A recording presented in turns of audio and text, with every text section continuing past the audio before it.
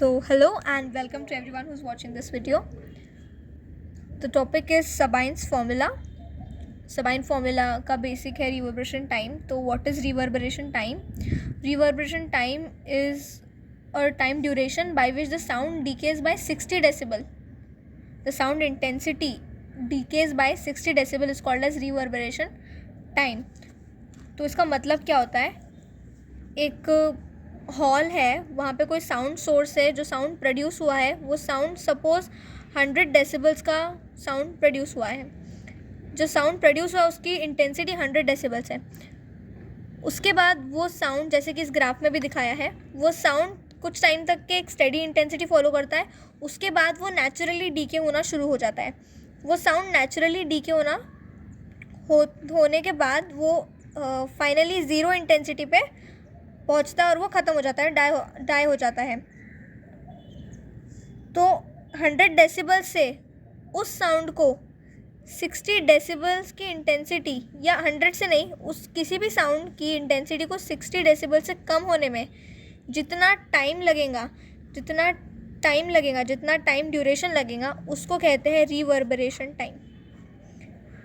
सो इसका मतलब हुआ कि अगर किसी साउंड की इंटेंसिटी इनिशियली 100 डेसिबल्स है, उसकी 60 डेसिबल से इंटेंसिटी कम हो रही है और वो 40 डेसिबल्स पे पहुंच रही है, और ये प्रोसेस हो रहा है 10 सेकंड में. से 10 सेकंड में किसी साउंड की इंटेंसिटी 60 डेसिबल से कम हो रही है, तो मतलब 10 सेकंड उस साउंड का हो गया reverberation time. This is the graph representing the same. So this is about reverberation and what is Sabine's formula. Professor Wallace Sabine ने बहुत सारे एम्प्टी और फर्निश्ड हॉल्स को अलग अलग साइट्स पे जाके स्टडी किया और फाइनली एक कंक्लूजन उन्होंने दिया. एक नहीं, उन्होंने 4 कंक्लूजन्स दिए.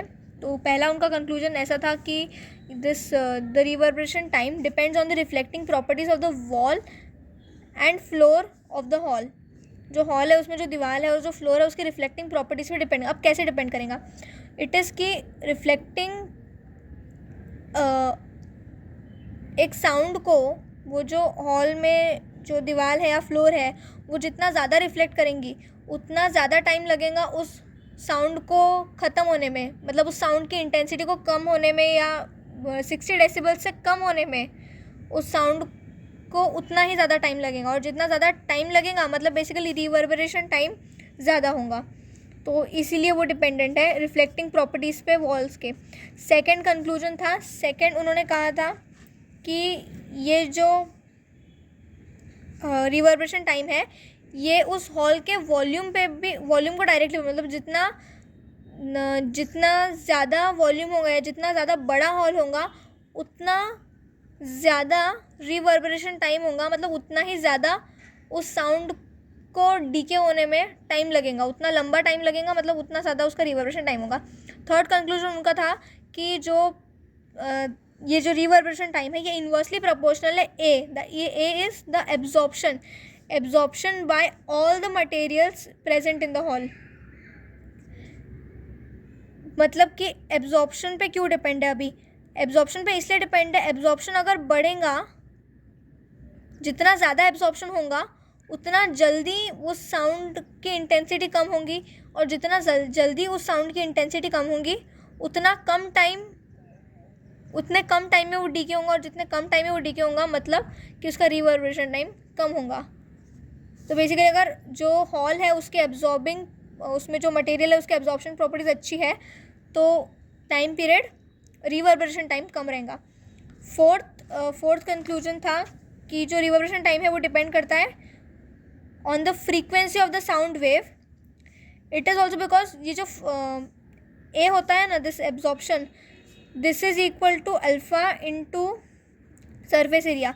This alpha is coefficient of absorption. ये कोएफिशिएंट ऑफ एब्जॉर्प्शन जो फ्रीक्वेंसी है for most of the materials, जो फ्रीक्वेंसी है वो ये जो अल्फ़ा है for most of the materials, ये जो अल्फ़ा है that is coefficient, this alpha coefficient of absorption. ये जो कोएफिशिएंट ऑफ एब्जॉर्प्शन है मोस्ट ऑफ द मटेरियल्स के लिए, ये कोएफिशिएंट ऑफ एब्जॉर्प्शन फ्रीक्वेंसी के साथ चेंज होता है. और क्योंकि रिवर्बरेशन टाइम भी एब्जॉर्प्शन पे डिपेंड है, तो डायरेक्टली इनडायरेक्टली रिवर्बरेशन टाइम जो है फ्रीक्वेंसी ऑफ साउंड वेव भी डिपेंड करता है. And finally the formula, the actual जो फॉर्मूला है रिवर्बरेशन टाइम का is this is formula for reverberation of time. T equals to 0.161 V by summation of alpha I S I, या इसको ऐसे भी लिख सकते हैं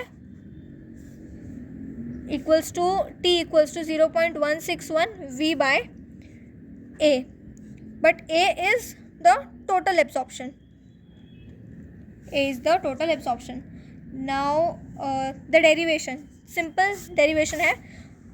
सबाइन के सेकेंड और थर्ड कंक्लूजन को यूज़ करेंगे यहाँ पे. So this T is what? T is the reverberation time.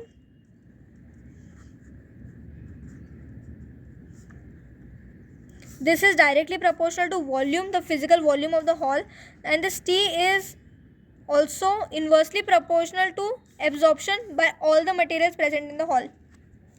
Combining the two equations, we can say that this T is directly proportional to V by A, and to equate this we will add a constant. So this T is equal to K V by A. K is the constant of proportionality and its value was determined to be K equals to 0.161.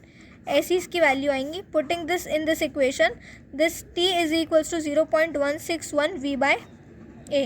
अब यहाँ तक के formula आ गया. So and how did this come here? ये चीज़ कैसे आई यहाँ पे alpha I S I. So we know that a जो है this is the absorption. It is alpha into surface area of the particular material and alpha is the coefficient of absorption of the material. अब एक hall में सिर्फ एक material नहीं होता है, एन नंबर ऑफ मटेरियल होंगे. तो जब हम टोटल एब्जॉर्प्शन की, तो पहला मटेरियल, सपोज पहला मटेरियल है उसका एब्जॉर्प्शन है alpha I S I, sorry alpha 1 S1. दूसरा है उसका एब्जॉर्प्शन है अल्फा 2 S2. तीसरा है उसका एब्जॉर्प्शन है अल्फा 3 S3.